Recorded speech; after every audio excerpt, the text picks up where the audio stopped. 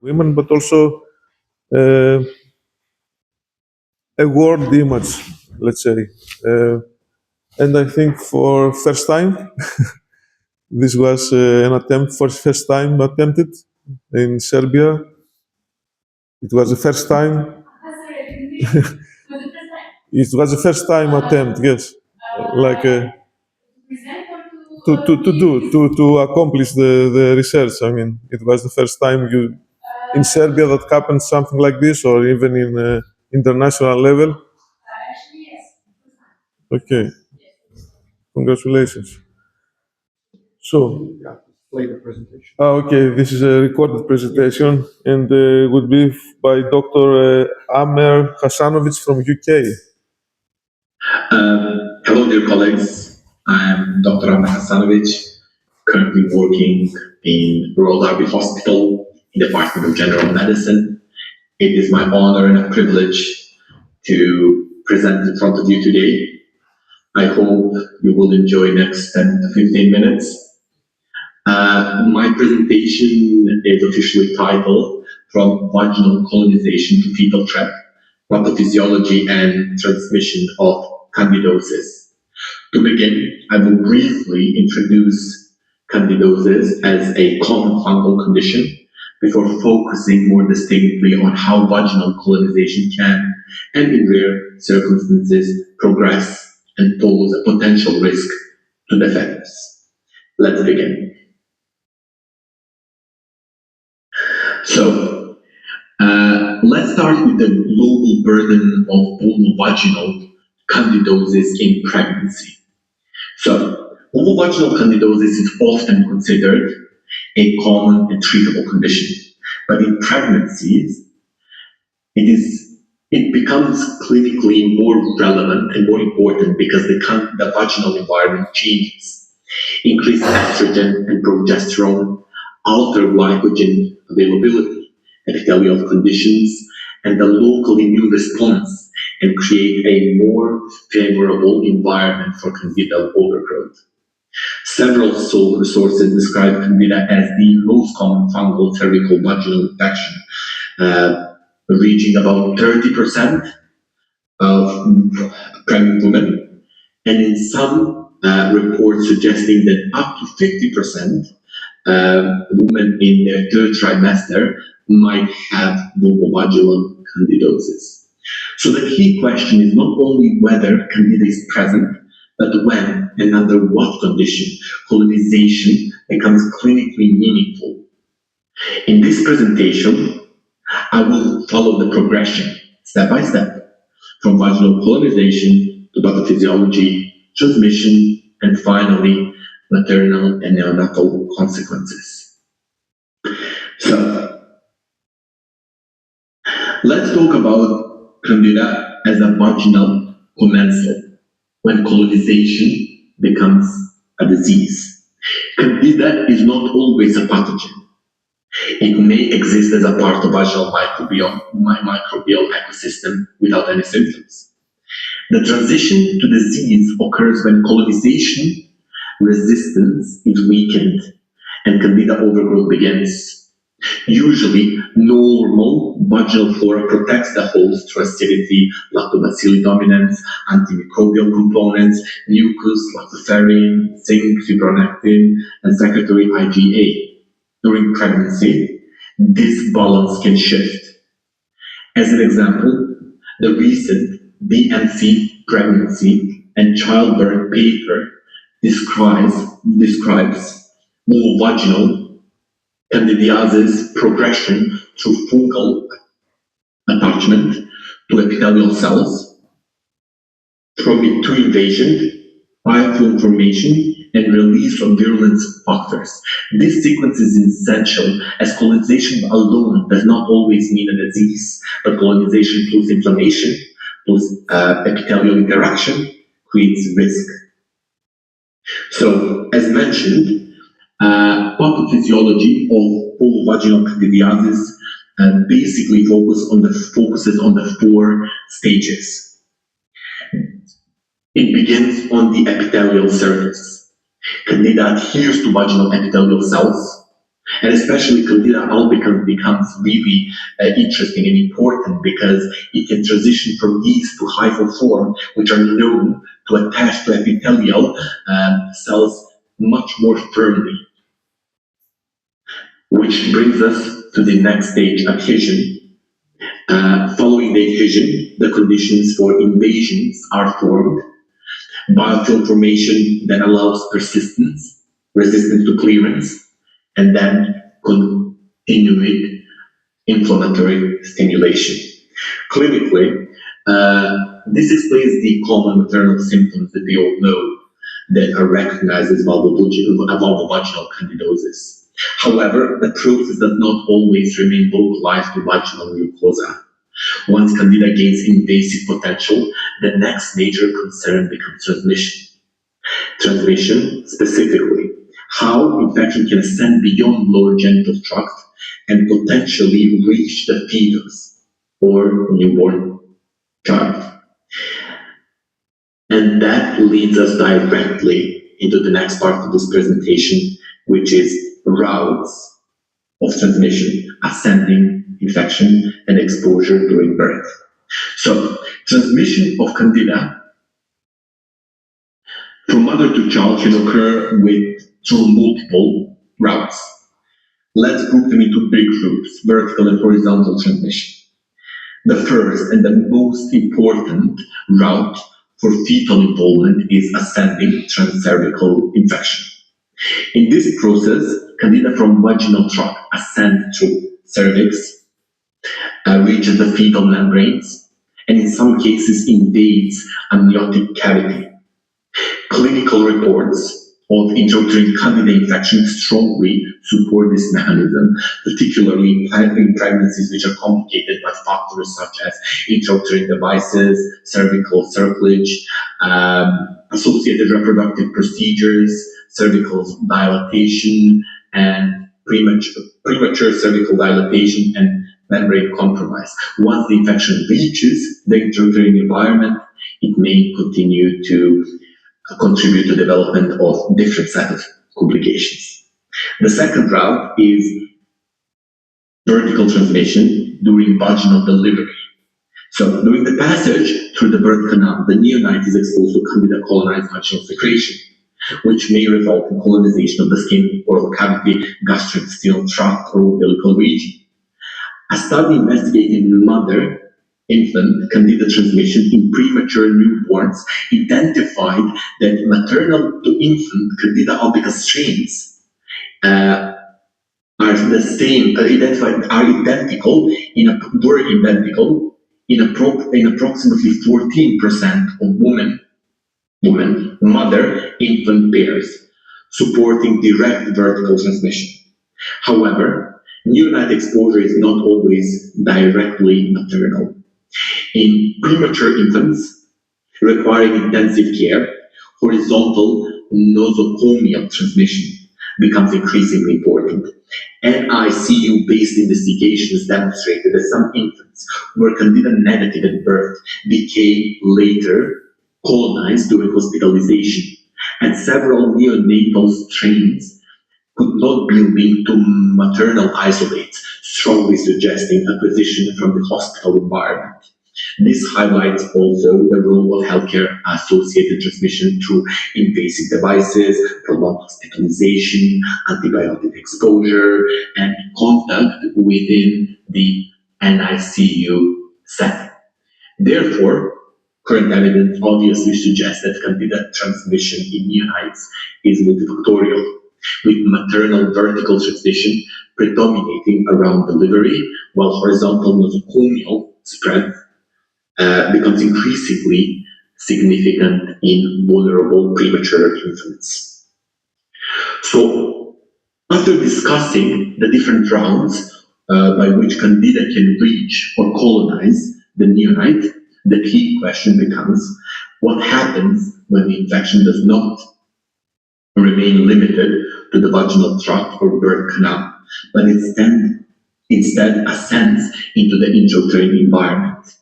This brings us to the clinically most serious stage, placental and amniotic involvement. So this occurs when candida ascends, as we mentioned, beyond the lower genital tract, passing through the cervix, reaching fetal membranes and amniotic cavity. Clinical reports of candida chorioamnionitis show that this can happen even when the membranes are still intact. Once inside the intrauterine environment, candida can invade the fetal membranes, trigger inflammation, expose fetus directly to fungal organisms and inflammatory mediators. The highfall form of Candida albicans, which we have previously mentioned, is particularly important, as said, because it's much more invasive and penetrates tissues more efficiently. Experimental evidence from a marine pregnancy model further supports the biological plausibility of this mechanism. In 2022, a study investigating vaginal Candida albicans exposure during early gestation in pregnant mice. Infected animals demonstrated significantly increased abortion rate compared to the controls, apart from the abortion rates, which were much higher in the infected animals. Litter size was reduced, and placental development also was abnormal compared to the controls.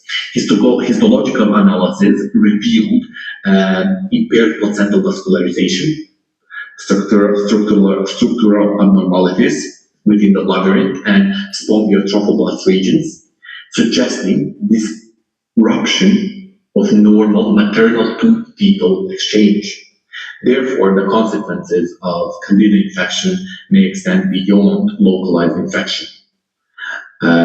Once placenta and amniotic involvement occurs, the infection may contribute to fetal inflammatory injury, pregnancy loss, preterm birth, and impaired fetal development. Moving on to the next slide, neonatal colonization and congenital candidiasis or candidosis.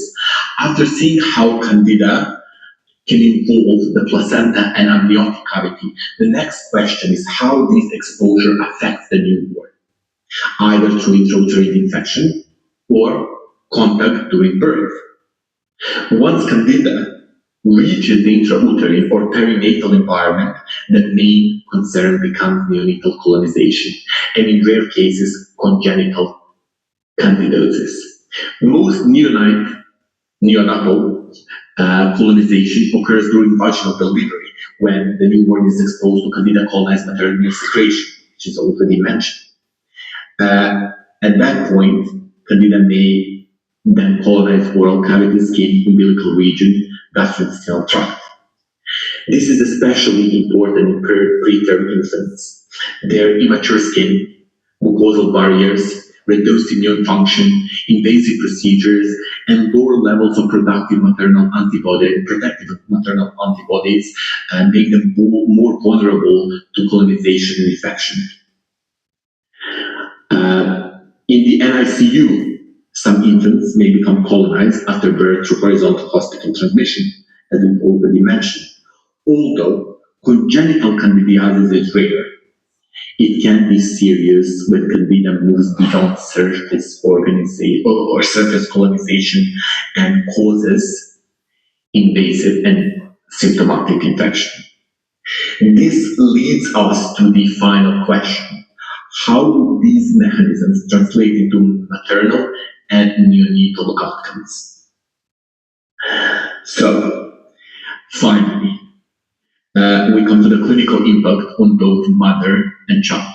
For mother, vulvovaginal candidosis commonly presents as itching, burning, dysuria, vaginal discharge, and local inflammation, as we've mentioned before. For the fetus and the newborn, the risk now depends on whether Candida remains localized or progresses further. In most cases, uncomplicated vaginal Candida is common and treatable.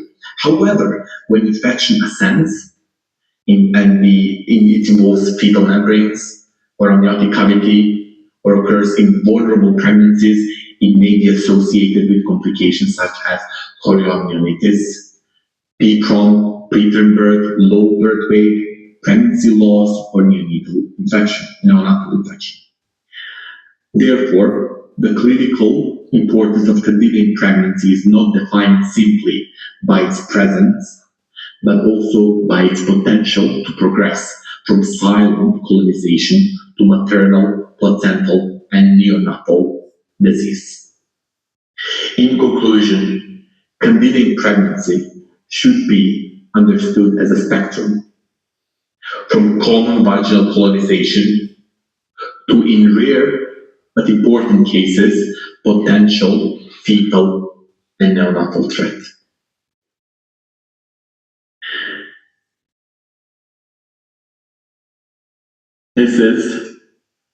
This concludes my presentation. This is the slide with the references for anybody who is interested. I would like to thank you for your time and attention. I had a lovely time. I hope you had too. Thank you.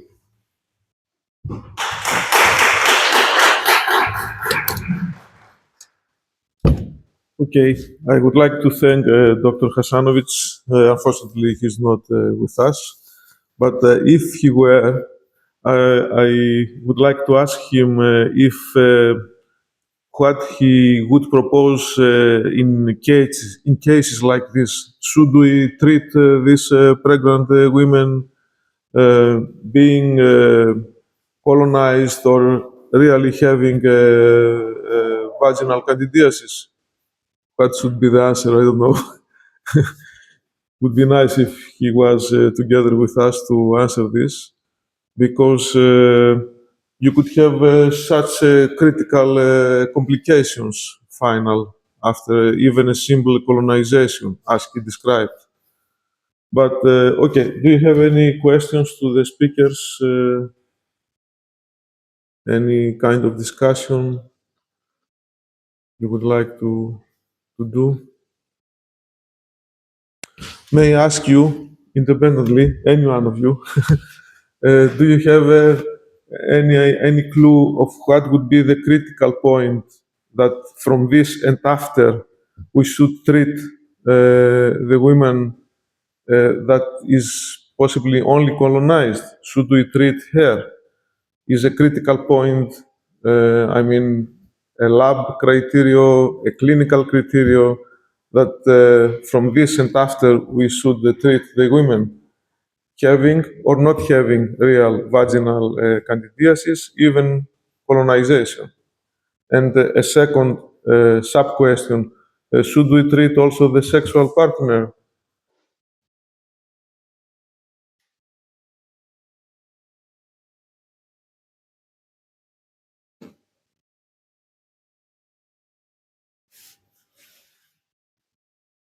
Do you have an idea? Yes, why not?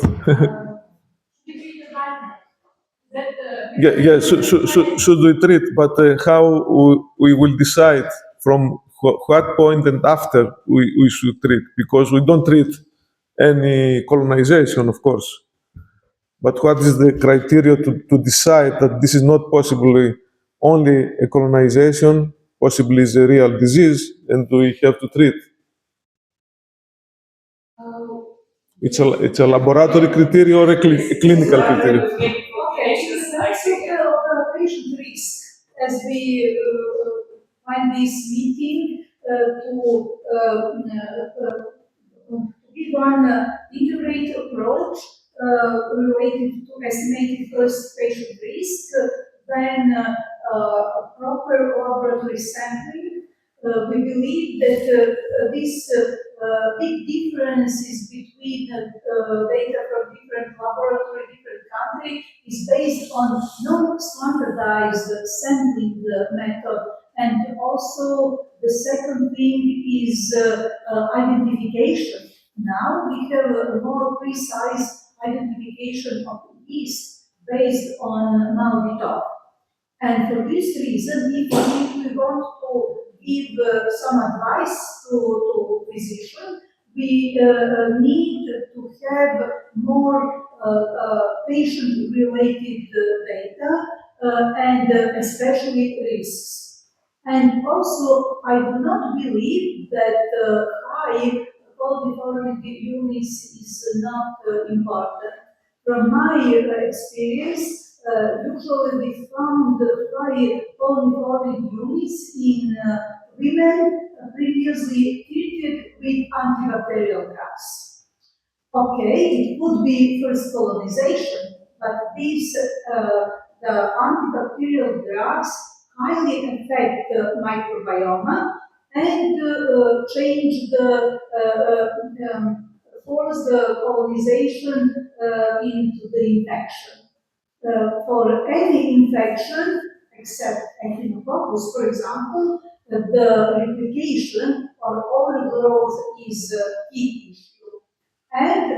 But this is usually can control by immune system, by microbiome, by some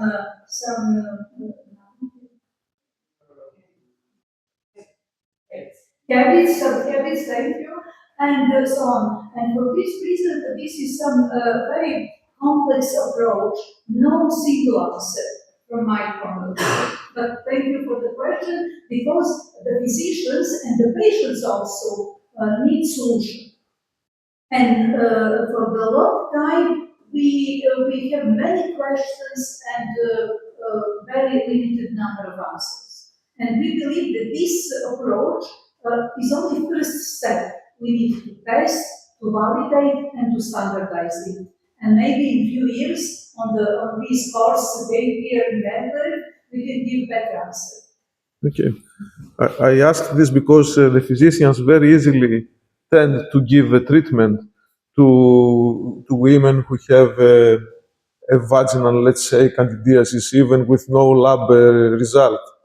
And of course, many cases, these women come again and again and again as a recurrent cases, and they don't find a real cure, although they are treated somehow.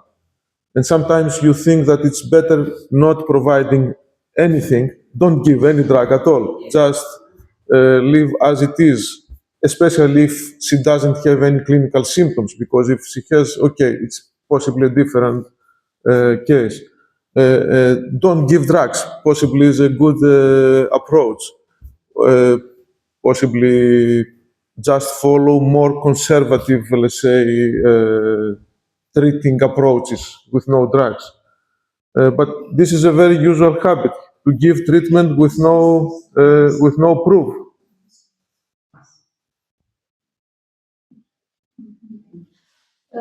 Okay,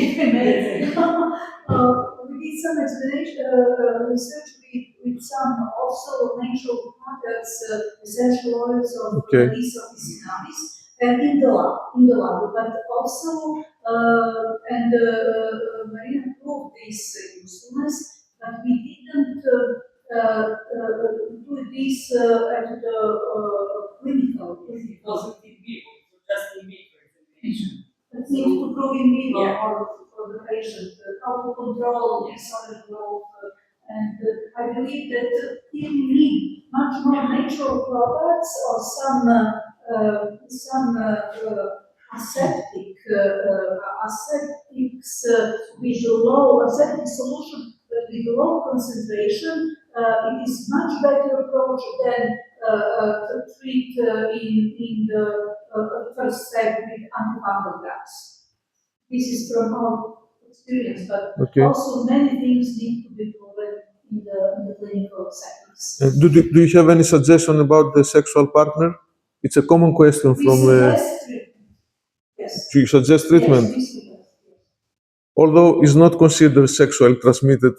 But in some papers, it is considered. Okay.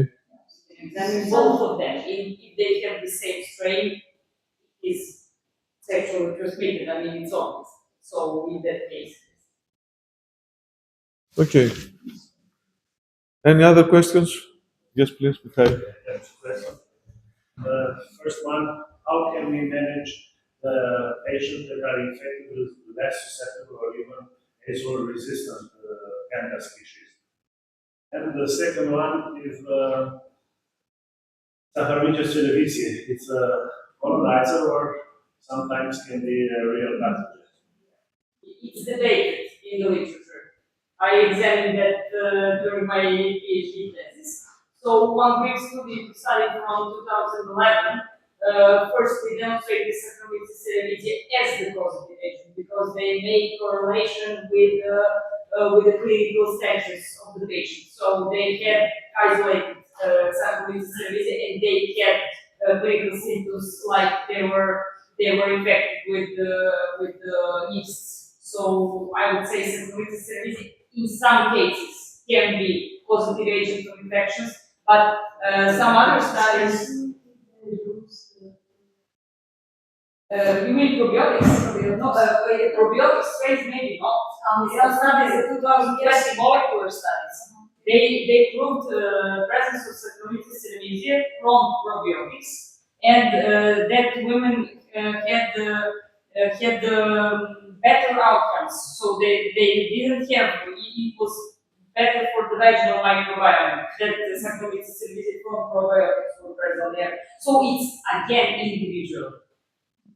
It also depends on immune response, vaginal microbiome, etc. It's really multifactorial, so it's difficult to make a conclusion. And how we can treat patients if they are infected with azole-resistant? I believe that combination of natural products and some antifungal drugs is the choice for this condition. And also change some habits and food. Also, many outpatients change the food. No sugar, no flour, and so the results was much better. If you talk about antibiotics, in starting course. Fungicide, yes. Yes. Some other Group, yeah. Because audience is fungicidal and others usually fungicide. It's though difficult to use combination of antifungal drugs in a, let's say, otherwise totally healthy individual. I mean, it's not a hospitalized patient. It's quite tricky. However, concerning the probiotics, I can say we had at least two cases, with healthy otherwise women that were taking probiotics in order to be protected from